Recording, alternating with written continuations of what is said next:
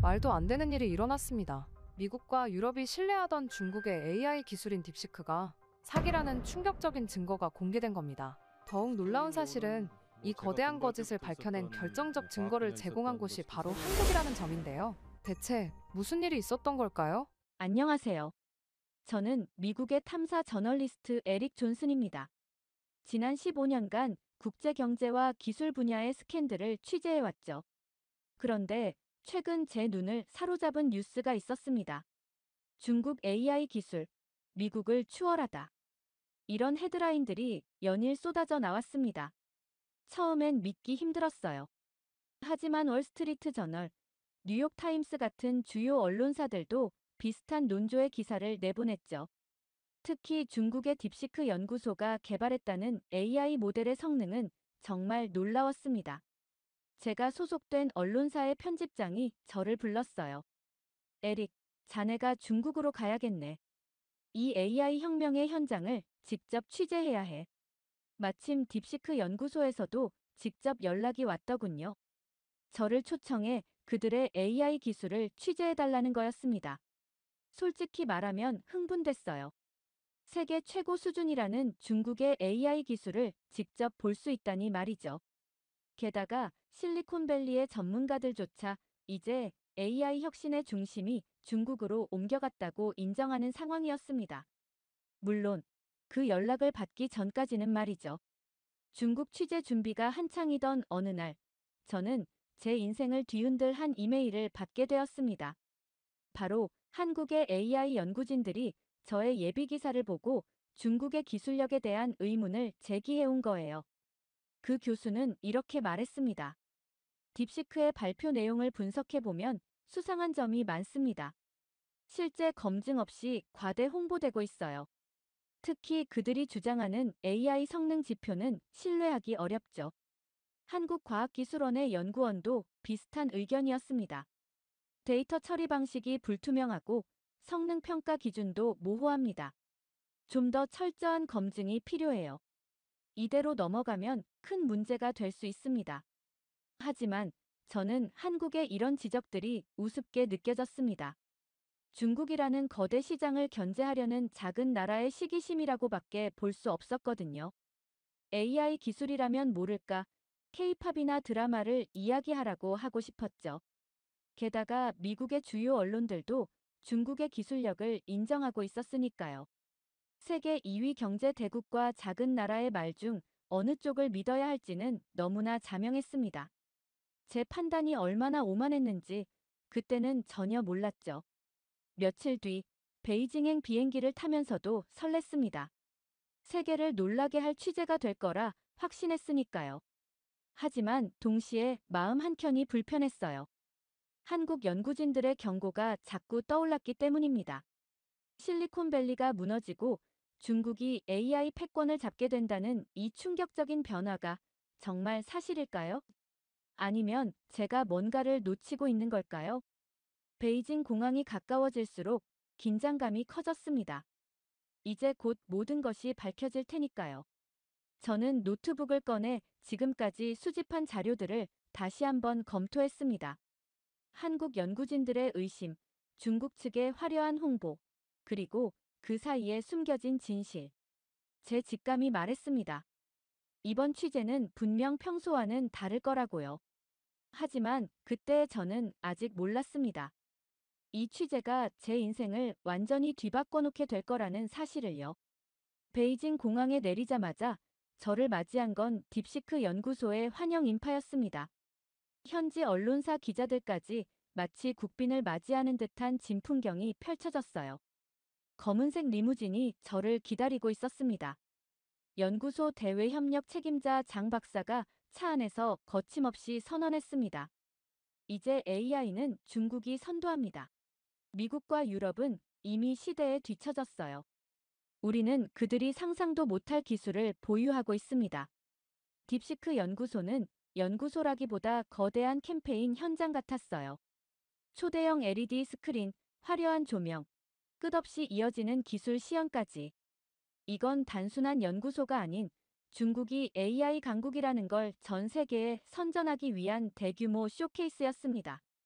대형 컨퍼런스룸에서는 연구소장 리우 박사의 발표가 이어졌습니다. 우리는 이미 실리콘밸리를 추월했어요. 이제 기술 혁신은 중국이 주도할 것입니다. 처음에는 저도 감탄했습니다. 하지만 이상한 점을 발견했어요. 발표 내용이 너무 완벽했거든요. 실패나 시행착오에 대한 언급이 전혀 없었습니다. 이제 실제 연구실을 둘러보시죠.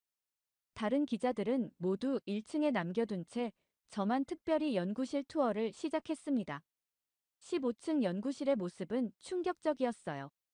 조용하고 어두운 복도, 썰렁한 사무실. 1층의 화려함이 거짓말처럼 느껴졌습니다. 연구원도 몇 명 없었고 일부 장비는 전원도 꺼져 있었죠. 복도에서 마주친 연구원들의 표정도 어딘가 불안해 보였어요. 제가 질문을 던지면 재빨리 장 박사의 눈치를 보며 대답했습니다. 마치 미리 정해진 대본이라도 있는 것처럼요. 화장실에 들른 사이 두 연구원의 대화가 들렸습니다. 리우 소장님이 또 무리한 발표를 하셨어. 쉿, 조용히 해. 외국 기자가 들을라. 가슴이 덜컥 내려앉았습니다. 박도윤 박사의 경고가 떠올랐어요. 호텔로 돌아와 오늘 본 것들을 정리하면서 한 가지 확신이 들었습니다. 이곳의 모든 것이 거대한 연극이라는 사실을요. 다음 날 아침, 저는 일찍 연구소를 찾았습니다. 화려한 환영 행사도 관계자들의 동행도 없이 홀로 방문했죠.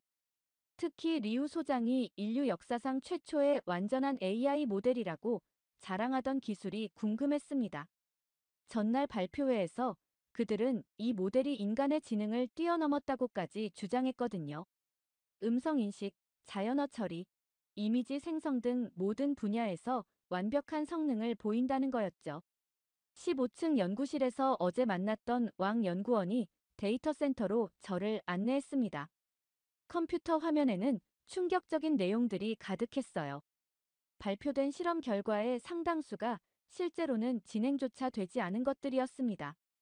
음성인식 실험에서 사용됐다는 10만 건의 테스트 데이터는 실존하지도 않았고, 이미지 생성 능력을 검증했다는 국제평가 자체가 없었던 일이었죠. 문서들을 자세히 살펴볼수록 조작의 흔적은 더욱 명확해졌습니다. 성능 그래프는 너무나 완벽한 상승 곡선을 그리고 있었고, 오류율은 믿기 힘들 정도로 낮았어요. 실제 AI 개발 과정에서는 절대 나올 수 없는 수치들이었습니다. 더 자세히 살펴보려는 제 모습에 왕 연구원의 태도가 급격히 경직됐습니다. 하지만 결정적인 증거를 이미 USB에 복사한 후였어요. 제 행동을 본 왕 연구원은 한참을 망설이다 충격적인 고백을 했습니다. 매주 정부에서 목표 수치가 내려오면 연구원들은 그저 그 수치에 맞춰 거짓 데이터를 만들어낸다고 했습니다. 실제 연구 결과는 발표된 성능의 10%도 되지 않는다고 했죠. 심지어 일부 핵심 기술은 아직 개발조차 시작하지 못했다고 합니다. 이것이 단순한 연구소 차원의 문제가 아니라는 점이 더 충격적이었어요. 중국 정부가 직접 관리하는 프로젝트였던 겁니다. 기술 패권을 차지하기 위해 국가적 차원에서 이루어지는 기만이었죠. 매달 정부 관계자들이 방문해서 진행 상황을 점검하고 발표할 내용을 직접 검토한다고 했습니다. 장 박사가 갑자기 나타나자 분위기는 얼어붙었습니다. 제가 데이터의 신뢰성에 대해 질문하자 그는 시스템 점검을 핑계로 회피하기 바빴어요. 구체적인 수치를 요구하면 새로운 프로젝트 이야기를 꺼내고 실험 과정을 물으면 보안 문제를 언급했죠. 이런 태도는 오히려 방금 전 발견한 내용이 사실이라는 확신을 주었습니다. 호텔로 돌아와 수집한 자료들을 자세히 분석했습니다. 조작의 흔적은 곳곳에서 발견됐어요. 같은 실험 결과가 다른 날짜에 반복해서 사용된 것도 찾아냈고, 있을 수 없는 패턴의 데이터도 다수 확인했습니다. 이 엄청난 사실을 어떻게 증명할 수 있을까 고민하다 문득 스탠포드의 박도윤 박사가 떠올랐습니다. 한국의 AI 연구소들과 함께 데이터를 검증해달라는 이메일을 보냈습니다. 단순히 제 의심을 확인하는 것을 넘어 객관적인 증거가 필요했거든요. 이제 진실을 밝힐 차례였습니다. 창밖 베이징의 밤거리는 여전히 화려했지만 이제 그 불빛이 공허하게 느껴졌어요. 마치 딥시크 연구소처럼 겉으로는 찬란하지만 실상은 텅 빈 것처럼 말이죠. 이 거대한 기만을 세상에 알려야 한다는 사명감이 가슴속에서 타올랐습니다. 이메일을 보낸 지 몇 시간 후 베이징 호텔방에서 노트북을 보며 답장을 기다리고 있었습니다. 밤 11시가 넘어가는 시간이었지만 박도윤 박사로부터 빠른 회신이 왔습니다. 메일에는 한국의 주요 대학과 IT 기업들의 AI 연구진들이 함께 참여하는 긴급 분석팀을 구성했다는 내용이 담겨 있었어요. 다음 날 아침, 화상회의가 시작됐습니다. 제가 수집한 데이터를 보던 한국 연구진들의 표정이 심각해졌습니다. 국립대학의 김현우 교수는 분석 결과를 단호하게 밝혔어요. 존슨 씨, 이 데이터는 조작된 게 맞습니다. 저희가 명확한 증거를 찾아냈어요. 모든 증거를 체계적으로 정리해서 보고서로 만들어드리겠습니다. 이어서 이진혁 연구원이 구체적인 분석 방법을 설명했습니다. 저희는 3단계 검증 시스템을 가동했습니다. 먼저 데이터의 통계적 검증, 다음으로 기술적 실현 가능성 검토, 마지막으로 국제 표준과의 비교 분석까지요. 모든 과정은 실시간으로 기록되고 상호 검증됩니다. 특히 인상적이었던 건 그들의 분석 방식이었습니다. 중국 측이 발표한 화려한 성과를 무조건 의심하는 게 아니었어요. 객관적인 데이터와 과학적 검증을 통해 차근차근 진실을 밝혀나갔죠. 각 연구소가 자신들의 전문 분야를 나눠 맡아 철저하게 검증했습니다. 이틀 뒤 한국 연구진들의 예비 분석 결과를 받았습니다. 그들은 딥시크의 AI 모델이 실제로는 기초적인 기계학습 수준에 불과하다는 것을 수학적으로 증명해냈어요. 발표된 성과의 90% 이상이 조작되었다는 명백한 증거를 찾아낸 겁니다. 분석 과정에서 더 놀라웠던 건 한국 연구진들의 체계적인 협업 시스템이었습니다. 각 기관이 자신들의 연구 데이터를 공개하고 서로의 분석을 검증하며 모든 과정을 문서화했어요. 이런 투명성은 제가 중국에서 본 것과는 완전히 달랐습니다. 특히 인상 깊었던 건 한국의 대형 IT 기업 연구소였어요. 그들은 자체 개발한 AI 모델의 성능 측정 방식과 한계점까지 솔직하게 공개했습니다. 우리도 비슷한 문제를 겪었지만 실패를 숨기지 않고 그것을 배움의 기회로 삼았다는 연구원의 말이 가슴에 와 닿았어요. 다른 기업의 연구진도 놀라웠습니다. 그들은 AI 윤리 가이드라인을 바탕으로 연구를 진행하고 있었어요. 기술의 발전 못지않게 윤리적 검증을 중요하게 여기는 모습이 인상적이었죠. 성과를 과대 포장하지 않고 실제 기술의 한계를 명확히 인정하는 태도였습니다. 한국 연구진들과 매일 화상회의를 하면서 저는 그들의 연구 문화에 점점 더 깊은 인상을 받았습니다. 실패를 두려워하지 않고 과정의 투명성을 중시하며 윤리적 기준을 지키려 노력하는 모습이었어요. 화려한 선전 없이도 진정한 혁신을 이뤄내고 있었던 겁니다. 한 주가 지날 무렵 한국 연구진들은 최종 분석 보고서를 완성했습니다. 100페이지가 넘는 이 보고서는 딥시크의 기만을 명백히 증명하는 동시에 현재 AI 기술의 진정한 한계와 가능성을 객관적으로 제시했어요. 그러나 저는 여기서 그치고 싶지 않았습니다. 보고서를 읽으며 한 가지 결심이 섰어요. 직접 한국의 연구소들을 방문해서 그들의 실제 연구 현장을 취재하고 싶었습니다. 화상으로만 보았던 그들의 투명한 연구 과정을 직접 확인하고 싶었거든요. 박도윤 박사에게 제 생각을 전했습니다. 한국의 AI 연구 현장을 직접 취재하고 중국과의 차이점을 세계에 알리고 싶다고요. 그의 답장은 간단했습니다. 언제든 환영합니다. 우리에겐 숨길 것이 없으니까요. 베이징의 호텔 창밖을 바라보며 생각했습니다. 화려한 쇼케이스로 세계를 현혹하려는 중국과 묵묵히 진정한 혁신을 추구하는 한국. 이 극명한 차이를 세상에 알려야 한다는 사명감이 들었어요. 그러나 쉽지 않을 거란 걸 알았습니다. 중국은 결코 이 사실이 드러나는 걸 원하지 않을 테니까요. 하지만 이미 결심은 섰습니다. 다음 목적지는 서울이었습니다. 진실을 밝히기 위한 진짜 여정이 이제 시작되려 하고 있었죠.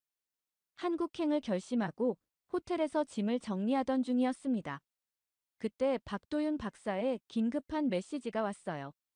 중국 연구소 내부 직원으로부터 경고를 받았다는 내용이었습니다. 제가 수집한 데이터의 존재를 연구소 측이 알아차렸다는 거죠. 서둘러 짐을 챙기는데 객실 전화가 울렸습니다. 연구소에서 사람들이 저를 찾아왔다는 프런트의 연락이었어요. 즉시 비상계단을 통해 지하주차장으로 빠져나와 공항으로 향했습니다. 공항은 평소와 달랐습니다. 보안 요원들이 출국장 주변을 예의주시하고 있었어요. 체크인 카운터에서는 직원이 제 여권을 유난히 오래 보더니 어디론가 전화를 걸었습니다. 그때 옆에 서 있던 한국인 사업가가 갑자기 제게 말을 걸었어요. 에릭, 자네 맞나? 이런 곳에서 만나다니. 처음 보는 사람이었지만 그의 눈빛에서 무언가를 직감했습니다. 내 친구인 척 하세요. 여행 온 것처럼 자연스럽게 행동하시면 됩니다. 우리는 마치 오랜 친구처럼 대화를 나누며 체크인을 마쳤어요. 하지만 보안 검색대에서 또다시 위기가 찾아왔습니다. 보안 요원들이 제 노트북과 가방을 정밀 검사하겠다고 나섰어요. 한국인 사업가가 재빨리 자신의 회사 명함을 꺼내며 말했습니다. 이 친구는 우리 회사 컨설턴트입니다. 급한 회의 자료가 있어 서울로 가는 중입니다. 간신히 검색대를 통과했지만 뒤에서는 검은 정장 차림의 남자들이 우리를 쫓아오고 있었습니다. 마지막 탑승콜이 울리는 가운데 우리는 가까스로 비행기에 올랐어요. 이륙 직후 그 한국인 사업가는 쪽지 하나를 건네고 자리를 옮겼습니다. 박도윤 박사님께 연락받았습니다. 서울에서 많은 분들이 기다리고 있을 거예요. 비행기가 구름 위로 올라가면서 베이징이 시야에서 사라졌습니다. 가방 속 데이터가 무사한 걸 확인하고 나서야 긴장이 풀렸어요. 이제 진짜 이야기는 서울에서 시작될 것이란 생각이 들었습니다.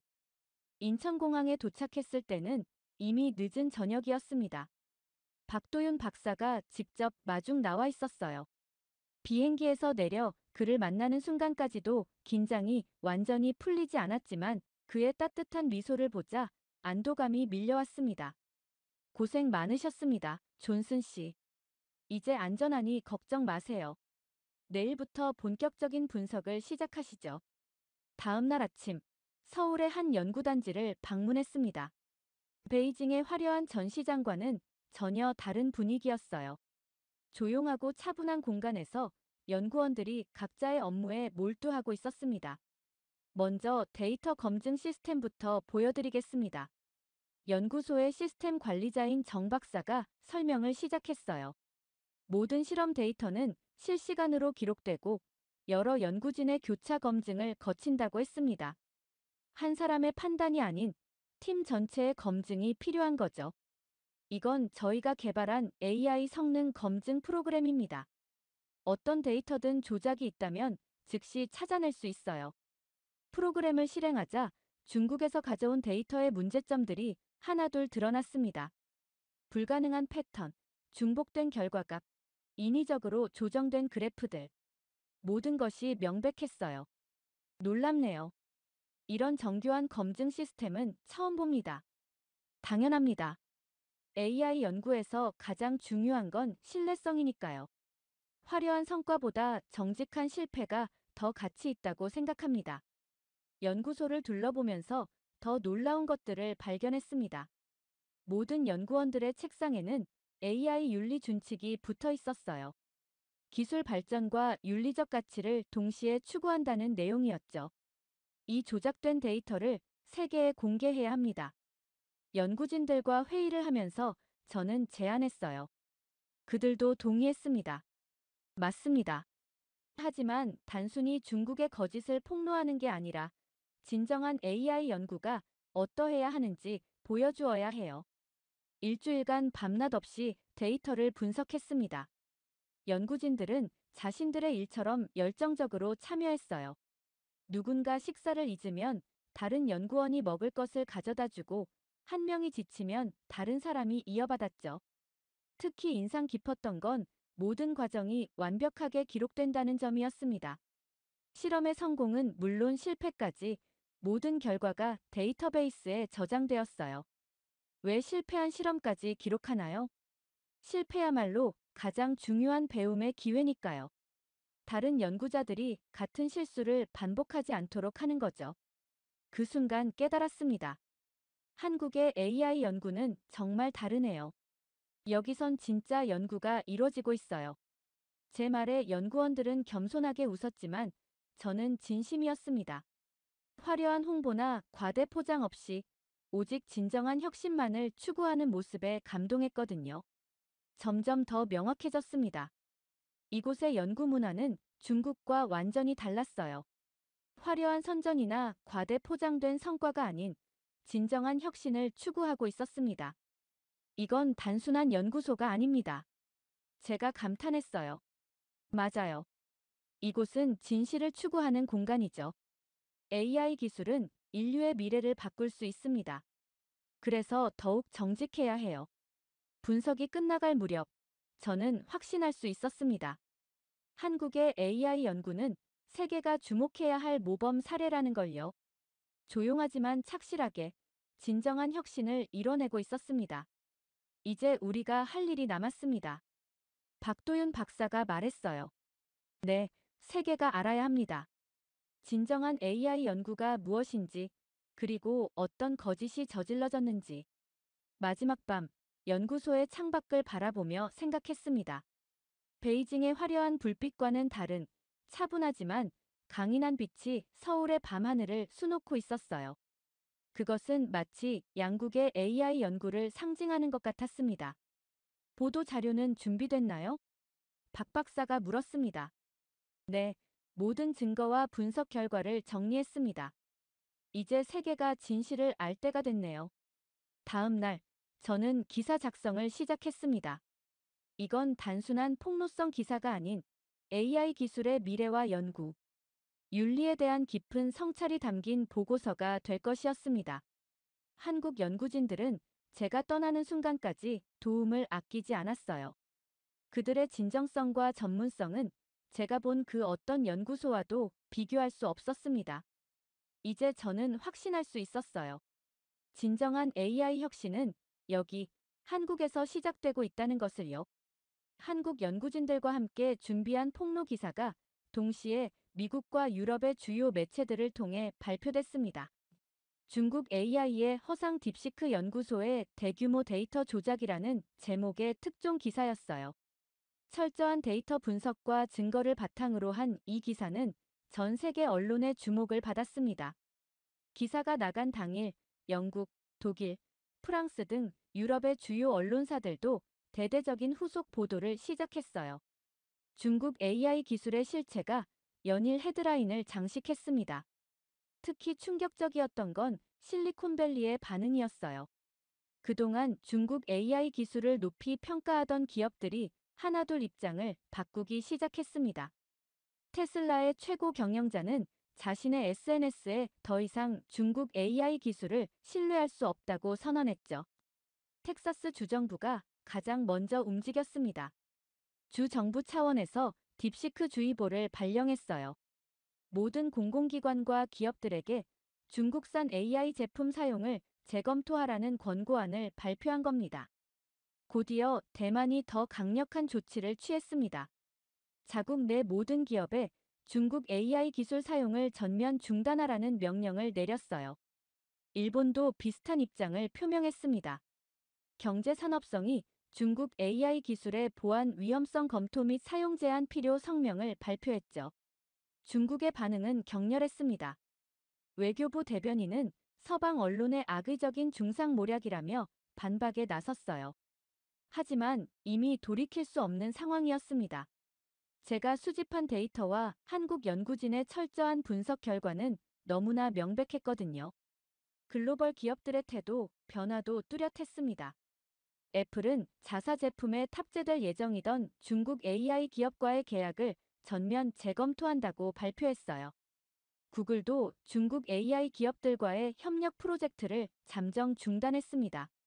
중국 AI 기업들의 주가는 급락했습니다. 딥시크의 모 회사는 일주일 만에 시가총액의 40%가 증발했어요. 다른 중국 AI 기업들도 연쇄적인 타격을 입었죠. 투자자들의 신뢰가 완전히 무너진 겁니다. 하지만 더 중요한 변화는 따로 있었습니다. 세계의 시선이 한국의 AI 연구 역량에 주목하기 시작한 거예요. 제 기사에서 상세히 다룬 한국의 투명한 연구, 문화와 엄격한 검증 시스템이 전 세계 전문가들의 찬사를 받았습니다. 유럽연합 집행위원회는 한국의 AI 연구 방식을 글로벌 스탠다드로 채택하자는 제안을 내놓았어요. MIT 테크놀로지 리뷰는 한국이 보여준 AI 연구의 투명성과 윤리성은 전 세계가 배워야 할 모범 사례라고 평가했습니다. 실제로 한국의 AI 연구소들은 국제적 협력 요청이 쇄도하기 시작했어요. 독일의 막스 플랑크 연구소, 프랑스의 국립과학연구원, 미국의 주요 대학들이 한국과의 공동 연구를 제안했습니다. 신뢰도 조사 전문기관의 보고서도 흥미로웠습니다. AI 기술 신뢰도 순위에서 한국이 미국에 이어 2위로 올라선 거예요. 반면 중국은 20위권 밖으로 추락했죠. 단 한 편의 기사가 세계 AI 산업의 지형도를 완전히 바꿔놓은 겁니다. 한국 연구진들의 반응은 여전히 겸손했습니다. 우리는 그저 정직하게 연구할 뿐입니다. 화려한 선전이나 과대 포장 없이 진정한 혁신을 추구하는 것이 우리의 방식이에요. 저는 지금도 매일 한국의 연구진들과 연락을 주고받습니다. 그들의 진정성과 열정이 세상을 바꿀 수 있다는 걸 직접 목격했으니까요. 이제 AI 기술의 새로운 장이 열리고 있습니다. 그리고 그 중심에 한국이 있습니다. 기사가 발표된 후 세계 AI 시장의 판도가 완전히 바뀌었습니다. 중국의 몰락은 예상보다 빨랐어요. 딥시크는 물론이고 중국의 주요 AI 기업들이 줄줄이 신뢰도 추락을 겪었습니다. 중국 AI의 몰락, 한국이 새로운 AI 강자로 떠오르다. 이 극적인 변화는 세계 IT 업계를 충격에 빠뜨렸습니다. 불과 얼마 전까지만 해도 중국의 AI 기술력을 맹신하던 글로벌 기업들과 미디어들이 이제는 한국의 기술력과 연구 윤리를 극찬하기 시작했어요. 중국 AI의 몰락과 한국의 부상이 이토록 극명하게 대비될 줄은 아무도 예상하지 못했습니다. 저는 한국에 계속 머물기로 결정했습니다. 편집장에게 한국 주재 특파원으로 남고 싶다고 요청했죠. 더 깊이 있는 취재가 필요하다고 느꼈기 때문입니다. 단순히 중국의 기만을 폭로하는 것에서 그치지 않고 진정한 AI 혁신이 어떤 모습이어야 하는지 세계에 알리고 싶었어요. 한국의 연구진들은 저의 결정을 환영했습니다. 오히려 그들에게도 제가 필요했던 것 같아요. 투명하고 윤리적인 연구 과정을 세계에 알릴 수 있는 통로가 되어줄 사람이 필요했던 거죠. 매일매일이 새로운 발견의 연속이었습니다. 한국 연구진들이 개발 중인 새로운 AI 기술들은 놀라웠어요. 중국이 선전했던 것처럼 화려하지는 않았지만 실제로 작동하는 혁신적인 기술들이었습니다. 특히 인상 깊었던 건 윤리적 AI 개발에 대한 그들의 진지한 태도였어요. 모든 연구 단계에서 윤리적 검증이 이루어졌고 사회적 영향까지 고려했습니다. 이런 접근 방식은 세계 AI 업계의 새로운 표준이 되어가고 있었죠. 이제 AI 연구의 중심은 한국입니다. 실리콘밸리의 한 저명한 벤처 캐피털리스트가 한 말입니다. 그는 자신들의 투자 포트폴리오를 한국 중심으로 재편하고 있다고 밝혔어요. 다른 글로벌 투자자들도 비슷한 행보를 보였습니다. 한국의 AI 스타트업들도 급성장하기 시작했습니다. 투명한 연구 문화와 실질적인 기술력을 인정받은 덕분이었죠. 특히 AI 윤리 기준을 만들어가는 과정에서 한국이 주도적인 역할을 하게 된 것은 매우 의미 있는 변화였습니다. 우리는 이제 시작입니다. 박도윤 박사의 말이 기억에 남습니다. 진정한 AI 혁신은 기술과 윤리가 조화를 이룰 때 가능합니다. 한국이 그 길을 보여줄 수 있기를 바랍니다. 저는 여전히 한국에서 취재를 이어가고 있습니다. 중국의 AI 산업은 회복의 기미를 보이지 않고 있어요. 반면 한국은 명실상부한 AI 강국으로 자리매김했습니다. 얼마 전 국제 AI 컨퍼런스가 서울에서 열렸습니다. 전 세계의 연구자들이 모여 한국의 연구 방식을 배우려 했죠. 한때 중국의 기술력을 맹신했던 제가 이제는 한국의 진정성 있는 혁신을 세계에 알리는 역할을 하고 있다는 게 감개무량합니다. 되돌아보면 모든 게 운명 같습니다. 중국에서의 위험천만했던 취재, 한국 연구진들과의 만남, 그리고 지금의 제 위치까지. 이 모든 과정이 세계 AI 산업의 판도를 바꾸는 큰 변화를 만들어냈습니다. 저는 매일 아침 서울의 연구소로 출근합니다. 이제는 단순한 취재가 아닌 역사의 한 페이지를 기록하는 일이라고 생각해요. 한국이 보여주는 AI 혁신의 새로운 길, 그 여정의 증인이 되는 것은 제게 큰 영광입니다. 한국은 AI의 미래를 보여주고 있다. 이것이 제가 마지막으로 쓴 기사의 제목입니다. 그리고 저는 이 말이 진실이라고 확신합니다. 기술의 발전과 윤리적 가치의 조화, 투명성과 신뢰성의 중요성. 한국이 보여준 이 모든 것들이 앞으로 AI 발전의 이정표가 될 것입니다. 처음 한국에 왔을 때 저는 작은 나라의 기술력을 의심했습니다. 하지만 이제는 압니다. 진정한 혁신은 크기가 아닌 진실성에서 나온다는 것을요. 한국은 저에게 기술보다 중요한 것이 정직과 신뢰라는 교훈을 가르쳐 주었습니다. 그리고 이 교훈은 제 남은 기자 생활의 나침반이 될 것입니다.